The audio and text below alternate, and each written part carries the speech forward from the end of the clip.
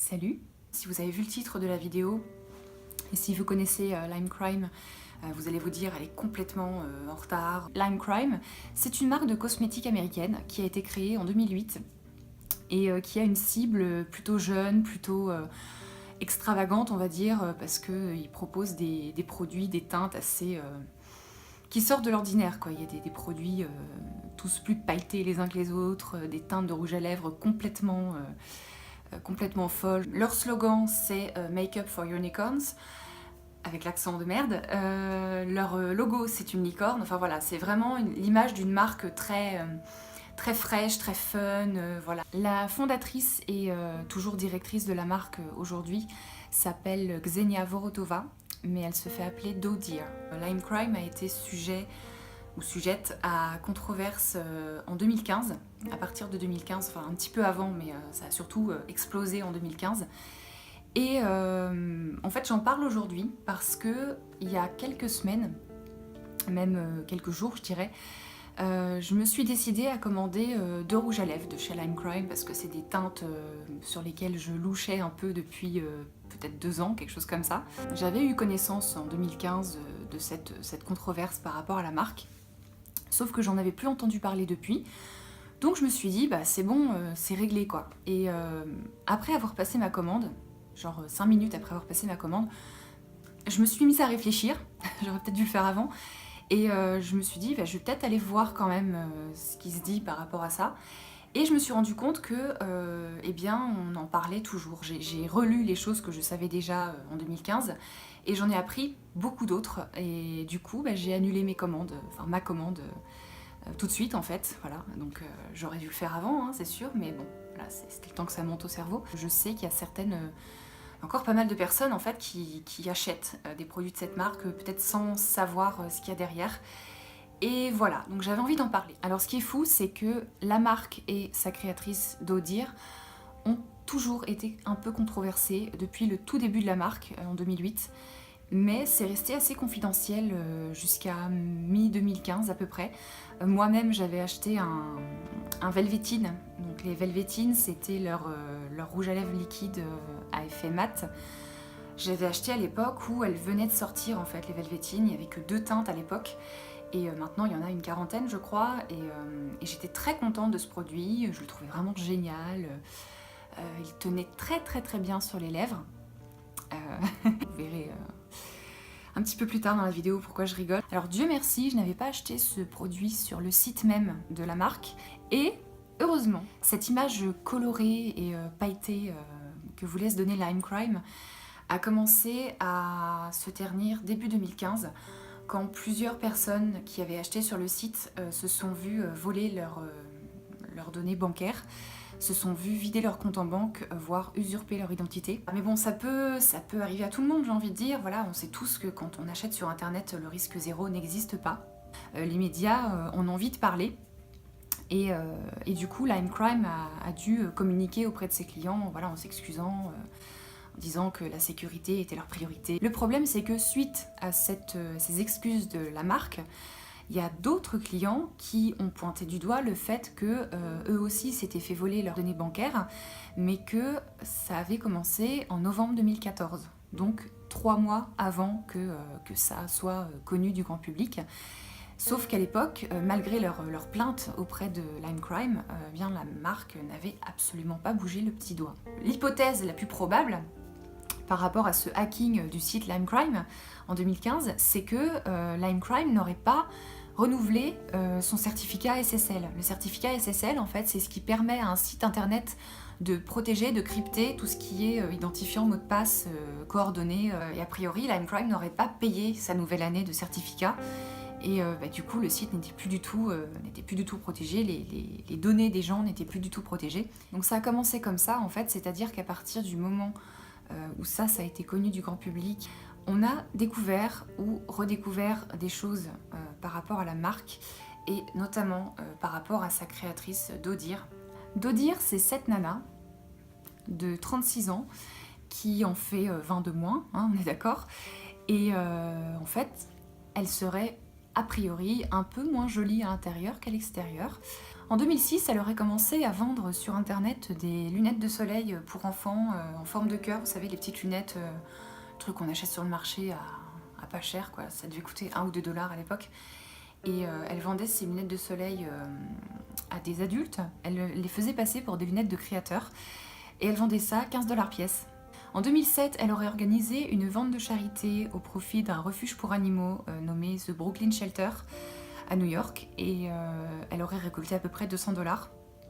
Le problème, c'est qu'après vérification, il n'y avait aucun refuge de ce nom à New York, et du coup, bah voilà, elle a dû être bien embêtée. Toujours en 2007, elle a fait la promo sur son blog, je crois, d'un single, parce qu'elle a essayé d'avoir une carrière musicale, sans succès apparemment, et elle faisait la promo de ce single en le qualifiant d'hymne gay,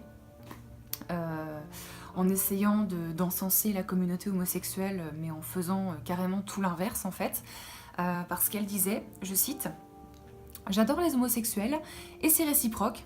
Déjà la nana, elle est bien modeste. « Ils ont beaucoup de goût, merci à eux d'amener de la couleur dans ce monde ». Voilà, parce que, bien entendu, tous les homosexuels ressemblent à ça. Il y a quelques années, le déguisement de Dodir pour Halloween, c'était ça. Et quand les gens commençaient à se déchaîner contre elle, eh bien, Dodir a tout simplement répondu « J'ai le droit, parce que ma grand-mère est juive ». Il dit qu'il voit pas le rapport. Donc même si Dodir a commencé ses activités diverses et variées bien avant ça, la marque Lime Crime a été officiellement lancée en 2008. Et dès le lancement, en fait, il y a des blogueurs qui ont commencé à avoir des doutes par rapport au produit. Et ces doutes se sont amplifiés à partir de 2009, quand plusieurs blogueurs en fait ont suspecté la marque de faire du repackaging. L'un des produits phares de Lime Crime, c'est ces pigments libres en fait dans des petits pots. C'est pas du fard à paupières pressé, si vous voyez. Il y a différents blogueurs en fait qui ont eu la puce à l'oreille par rapport à ça, qui se sont procurés des pigments en gros de la marque soupçonnée de fournir Lime Crime et des pigments Lime Crime, et en faisant des swatchs les uns à côté des autres, ils se sont rendus compte que les pigments étaient pas seulement similaires, mais carrément identiques en fait. Donc Lime Crime était soupçonné de faire du repackaging, c'est-à-dire acheter des pigments en gros, les mettre dans un tout petit pot, mettre le nom de Lime Crime dessus et revendre ça 6 fois plus cher, tout en vantant à côté, c'est surtout ça le problème, le fait que ça leur demandait beaucoup de créativité et de technique chez Lime Crime pour fabriquer ces pigments. À la même période, certains youtubeurs et blogueurs ont fait certaines revues négatives par rapport aux produits de la marque, et ils se sont vus menacés carrément de poursuites judiciaires, sauf si ils supprimaient leur avis négatif et s'ils postaient à la place des avis positifs, en présentant leurs excuses à la marque, etc. Des avis qui parfois étaient même carrément préécrits par Dodir. Donc bon, à partir de là, on peut déjà commencer à se dire que Dodir, c'est peut-être pas forcément quelqu'un de bien. En 2010, il y a une marque qui s'appelle Sugar Pill qui s'est lancée sur le marché. Sugar Pill existe encore d'ailleurs. Et elle avait à peu près la même cible, les mêmes produits que Lime Crime, sauf que Sugar Pill proposait des produits vegan et cruelty-free, ce qui n'était pas le cas à l'époque pour Lime Crime. Et donc en 2010, au lancement de Sugar Pill, Dodir a félicité sur Twitter la créatrice de Sugar Pill. Sauf que quelques temps plus tard, il y a un avis très très négatif qui a été largement diffusé sur internet. L'avis d'une cliente anonyme qui était manifestement très mécontente des produits Sugar Pill et qui accusait carrément la marque de vendre des produits repackagés. Et pour appuyer son avis, cette cliente mécontente avait mis un lien vers des photos sur Flickr. En regardant ces photos, les gens se sont rendus compte de 3 choses. Première chose, c'est qu'à la date des photos, Sugar Pill n'avait envoyé ses produits à personne. C'est-à-dire qu'ils n'étaient pas encore sortis de l'atelier de fabrication. Deuxième chose, sur Flickr, si vous regardez une photo par exemple, vous voyez qu'on peut voir les caractéristiques de l'appareil photo avec lequel a été prise la photo. Et le truc, c'est que les photos de cette cliente mécontente ont été prises avec le même appareil que les photos que Dodir publie sur son propre compte Flickr pour le compte de Lime Crime. Et voilà, les photos de cette cliente mécontente et celles de Dodir ont été prises avec exactement le même appareil. C'est fou! Et troisième chose, c'est que le pseudo utilisé par cette cliente était Princess Moth.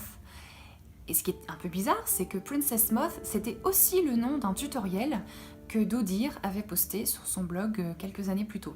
Donc là, en plus de savoir que Dodir n'est pas forcément quelqu'un de très très bien, une bonne grosse connasse, elle a pas l'air non plus très fut-fut. Donc après cette tentative de sabotage un peu foirée, Dodir, elle aurait commencé à réfléchir à un autre moyen de pas se faire prendre trop de clients par Sugar Pill. Et du coup, elle a proclamé les produits Lime Crime également vegan et cruelty free, mais manifestement sans vraiment savoir ce que ça voulait dire, parce que les produits de Lime Crime, du moins certains produits, contenaient de la cire d'abeille ou du carmin de cochenille. Sur le site de Lime Crime, on a accès aux ingrédients de chaque produit. Et quand il y a certains clients qui ont pointé ça du doigt en disant mais vous dites vegan, mais la cire d'abeille dans les rouges à lèvres, comment ça s'agit? Le site a fermé pendant quelques heures, voire peut-être quelques jours, je ne sais plus. Et quand le site a rouvert, les produits étaient toujours là. Tous les produits étaient toujours là, les listes d'ingrédients étaient toujours là. Mais les ingrédients incriminés avaient mystérieusement disparu. En plus de tout ça, il y a d'autres petites choses qui continuent d'enfoncer le clou dans le cercueil de Lime Crime, même s'il n'est pas encore complètement fermé. La marque Lime Crime et Dodir, toutes les deux, puisque c'est quasiment la même chose, ont utilisé à moult reprises des visuels qui ne leur appartenaient pas. Lime Crime est aussi fortement soupçonné d'acheter des likes sur Facebook. Bon, ça, vous allez me dire, c'est assez répandu, mais c'est encore un petit truc en plus, voilà, c'est cadeau. Voilà, alors on a déjà tout ce bon gros package, ce bon gros tas d'excréments de licorne, et c'est pas fini malheureusement. En 2012, Lime Crime a lancé les Zodiac Glitters, donc des paillettes en fait à poser sur les yeux. Le souci, c'est que ces paillettes étaient à l'origine vendues comme des paillettes à mettre sur les ongles. Et vous vous doutez que les paillettes à mettre sur les ongles et les paillettes à mettre sur les yeux ne sont pas soumises aux mêmes normes. Parce que sur les yeux, voilà, si on a une paillette qui tombe dans l'œil, si c'est une paillette qui est trop grosse ou qui a des bords trop contondants ou redondants, eh bien ça peut carrément couper la cornée en fait. C'est super dangereux. Donc la FDA a mis le doigt dessus. Et la FDA, c'est la Food and Drugs Agency ou Administration. Bref, c'est l'organisation qui gère un peu la santé aux États-Unis. Ils se sont pas arrêtés là, puisqu'en 2015, certainement suite au scandale des données bancaires, la FDA a peut-être repris le dossier Lime Crime pour voir s'il n'y avait pas des choses qui clochaient encore. Et ils se sont rendus compte que dans les rouges à lèvres liquides à effet mat, autrement appelés Velvetine, eh bien, il y avait un colorant qui était présent dans cette formule et qui n'avait rien à foutre dans la formule d'un rouge à lèvres. Mais voilà, quand j'ai lu ça et que je me suis rappelé de la tenue excellente du Velvetine que j'avais acheté il y a quelques années, je me suis dit « Ah, tu m'étonnes !» Malgré tout ça, Dodir, vous l'aurez compris, est quelqu'un qui a un amour-propre, un ego démesuré. Et elle est absolument pas du genre à faire profil bas. Par exemple, il y a une blogueuse qui s'est un peu plainte en fait, qui a fait une revue un peu négative sur un produit, je crois que c'était un pigment. Et donc cette blogueuse faisait une revue un peu négative en disant que déjà 16 $ pour un gramme c'était cher, mais qu'en plus le produit était pas...